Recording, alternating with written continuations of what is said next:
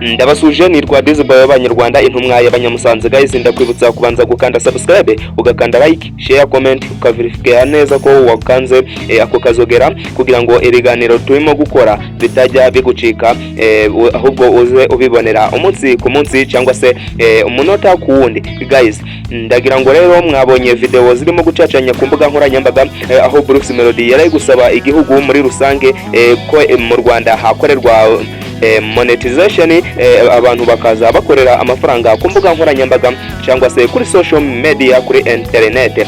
Guys, Bruce Melody yakomeje avuga asaba perezida ati ikibazo dufite hano muri sinema nyarwanda cyangwa se muri showbiz, ati dufite ikibazo cyo kudakorera amafaranga ku mbuga nkoranyambaga, kandi disi mu baturanyi barimo kuyakorera, ahubwo twebwe kwashaka monetization tukaja kuzishakira mu bindi bihugu by'abaturanyi.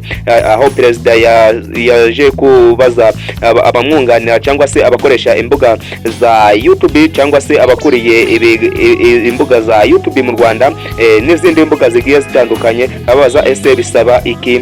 Baje kumusobanurira byinshi, rero muraza kubikurikira ku yindi video ndaza ku uploadinga mu kanya saa 12. Guys, ndakwibutsa gukanda subscribe, ugakanda like, ni ibintu byiza by'agaciro kuri monetization tugiye kuyibona mu Rwanda. Amafaranga yagiye kuba